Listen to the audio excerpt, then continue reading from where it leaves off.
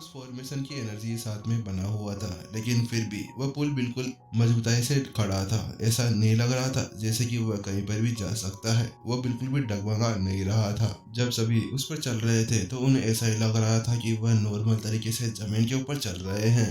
वहीं दूसरी तरफ जब नितिन ने उस पुल के ऊपर कदम रखा तो उसे महसूस हुआ कि वह दूसरी ही दुनिया के अंदर पहुंच चुका था, क्योंकि उसी के साथ में वहां का वातावरण बार बार चेंज हो रहा था। कभी वहां पर झील आ रही थी, तो कभी वहां पर आसमान, तो कभी वहां पर जंगल। देखने से ऐसा लग रहा था जैसे कि नितिन वहां पर अपनी दुनिया के अंदर ना हो और वहां पर दो दुनियाओं का रास्ता हो और वह उनके चौराहे पर खड़ा हो, क्योंकि हर एक तरफ का इलाका अलग अलग होता जा रहा था। जब भी वो अपना स्टेप आगे रखता तो वातावरण फिर से चेंज हो जाता, कभी गर्मी तो कभी ठंड। उस पुल को देखने के बाद में नितिन को भी अब पता चल गया था कि जिसने इस पुल को बनाया है, जिसने प्राचीन डोमेन को निर्मित किया है, वह एक बहुत ज्यादा डरावना इंसान था। क्योंकि वास्तव में नितिन भी नहीं सोच सकता था कि आखिरकार उसके पास में फॉर्मेशन से रिलेटेड कितनी खतरनाक जानकारी होगी। क्योंकि नितिन भी देख सकता था कि एक 7 स्टार फॉर्मेशन मास्टर भी ऐसा फॉर्मेशन नहीं बना सकता था। हालांकि नितिन तो बना सकता था, लेकिन फिर भी वह इस तरह से फॉर्मेशन को डिजाइन नहीं कर सकता था।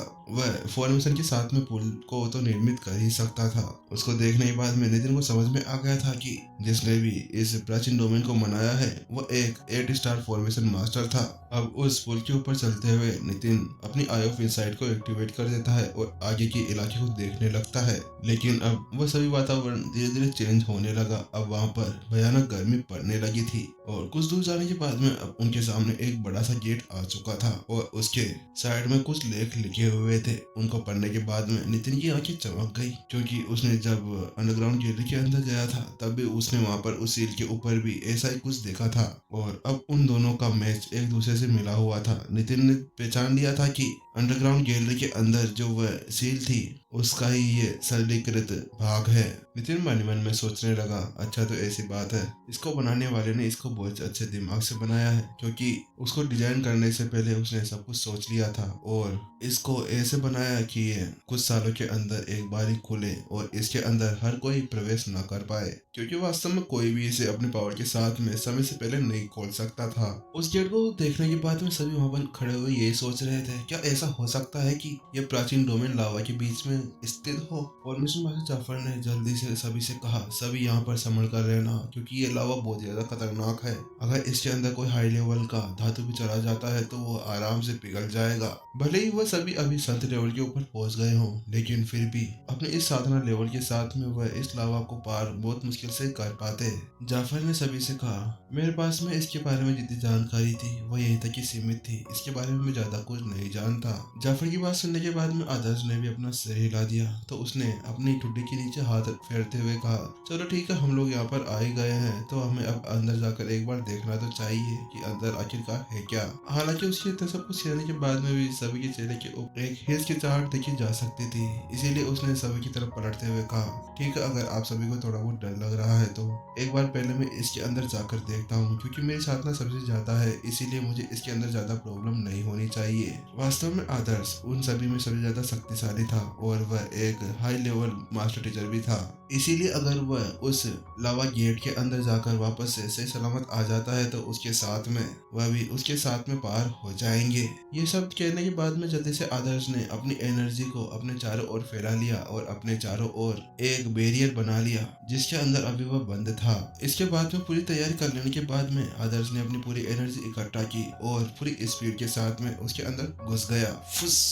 और वह जल्दी से लावा गेट के अंदर हो गया था। और फिर से जैसे वो अंदर घुसा उसने सभी को अंदर आने का इशारा कर दिया। वह इशारा अस्पष्ट था, लेकिन सभी ने समझ लिया कि आदर्श बिल्कुल ठीक था, इसीलिए अब वह सभी भी अपने चारों ओर शील्ड बनाकर उस लावा गेट के अंदर चले गए। जैसे ही वह सभी उस गेट के अंदर घुस गए, अचानक से अंदर जाते ही उन्हें महसूस हुआ कि यहाँ की गर्मी तो वहां से भी बहुत ज्यादा थी और उनके शरीर के अंदर अब गर्मी की सुइयां चुभने लगी थी, क्योंकि अभी उनके नीचे लावा पूल था और वह लावा पूल के ऊपर खड़े हुए थे।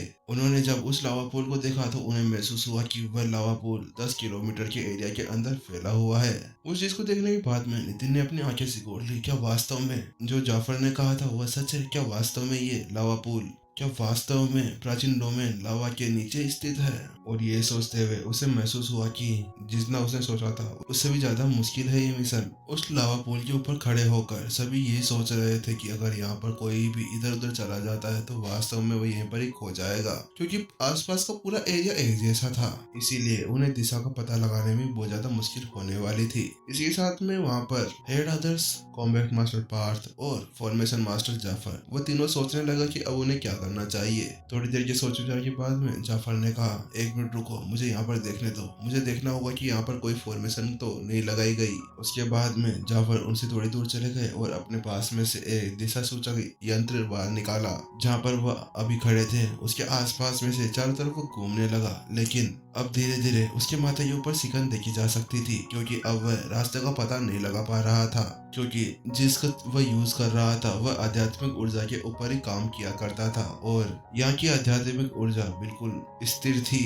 उसके बाद में वह निराशा से सभी के पास में लौट आया और उसने सभी से कहा, मुझे लगता है कि यहाँ पर कोई भी फॉर्मेशन नहीं लगी हुई है और अब हमें यहाँ पर खुद से ही उस दरवाजे को खोजना हुआ जिसके साथ में हम अंदर जा सकते हैं। लेकिन वहीं जाफर ने तो ऐसे ही कह दिया था, लेकिन सभी के मुंह तो ऐसे खुले ले गए, क्योंकि वह सोच सकते थे कि यहाँ पर इस 10 किलोमीटर के लावा के एरिया के अंदर वह कैसे एक दरवाजे को ढूंढ सकते थे। वह सब अब सिकड़ी हुई आंखों के साथ में जाफर की ओर देखने लगे। ऐसा लग रहा था कि वह किसी पागल को देख रहे हों।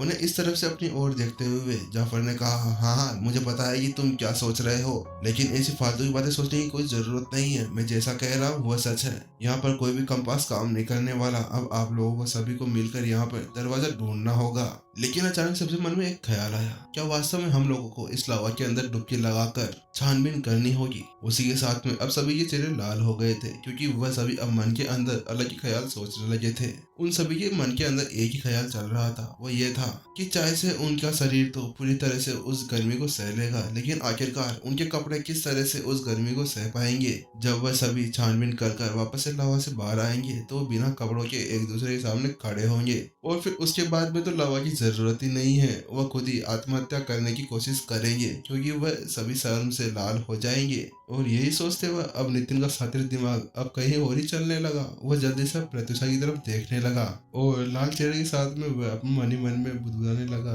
अगर वास्तव में ऐसा होता है, यहाँ पर सभी के कपड़े जल जाते हैं और उसके साथ में प्रत्युषा के कपड़े भी अगर उसके बदन से हट जाते हैं तो फिर क्या होगा?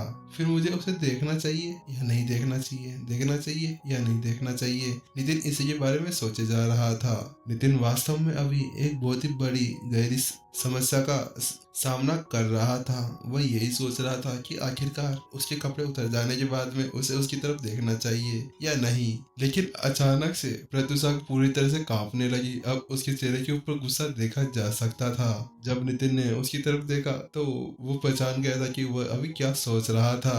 प्रत्युषा ने उसकी तरफ देखते हुए कहा, नितिन तुम किस बारे में सोच रहे हो? मुझे पता है तो तुम्हारे मन के अंदर किस तरह के ख्याल चल रहे होंगे। ये सुनते ही जल्दी से नितिन ने प्रत्युषा की चेहरे की तरफ अपनी निगाहें घुमाई तो उसने देखा कि प्रत्युषा का चेहरा पूरी तरह से लाल हो गया था और वह उसे ही देखा जा रहा था और ऐसा लग रहा था कि प्रत्युषा कभी भी लावा की तरह फटने वाली हो, क्योंकि वास्तव में जहाँ पर सभी अभी उस दरवाजे को खोज रहे थे, वही दूसरी ओर नितिन का दिमाग तो एक अलग ही जगह पर चल रहा था और कोई भी उसे देखकर ये बता सकता था कि वास्तव में नितिन कुछ भी अच्छा नहीं सोच रहा था। प्रत्युषा को इस तरह से देखते हुए देख नितिन का पूरा चेहरा लाल हो गया और उसने देख लिया था कि प्रत्युषा ने उसे पूरी तरह से पहचान लिया कि आखिरकार नितिन के मन में किस तरह के ख्याल चल रहे थे। और उसी के साथ में उसके मुंह के अंदर जो अभी लार आ रही थी प्रत्युषा को देखकर, अब उसने उसको अपने मन के अंदर ही दबा के रख लिया। फिर उसने अपने आप को इस तरह से सीधा कर लिया जैसे कि उससे बोला कोई भी ना हो और वह सीधा खड़ा होकर अपने पीठे पीछे हाथे रखते हुए सभी से कहता है, मैं कुछ ऐसा सोच रहा था कि हम सभी यहाँ पर जो सोच रहे हैं वह सब कुछ गलत है। मैं ये सोच रहा था कि आखिरकार ये पुल इतना ज्यादा बड़ा है और इसको हम हर एक इंच से तो नहीं खोज सकते, इसीलिए मुझे इसे देखकर ऐसा लग रहा है कि ये पुल कोई पुल ना होकर ये हमारे लिए एक परीक्षा है।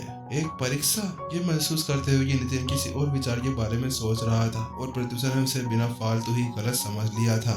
शर्मिंदगी से प्रत्युषा का पूरा चेहरा लाल हो गया। हाँ सही बात है। नितिन ने अपना सिर हिलाया और अपने सामने स्थित बड़े से पुल की तरफ इशारा किया। प्राचीन डोमेन के उस मास्टर ने कुछ सोच समझ कर इसको बनाया होगा। अगर उसे एक नॉर्मल व्यक्ति को उसके अंदर जाने दिया होता तो वास्तव में वो यहाँ पर एक फॉर्मेशन बना सकता था जिसको एक बार में खोला जा सकता था। लेकिन उसके बाद में भी उसने ऐसा कुछ नहीं किया। उसकी जगह उसने यहाँ पर ये एक लावा पूल बना दिया।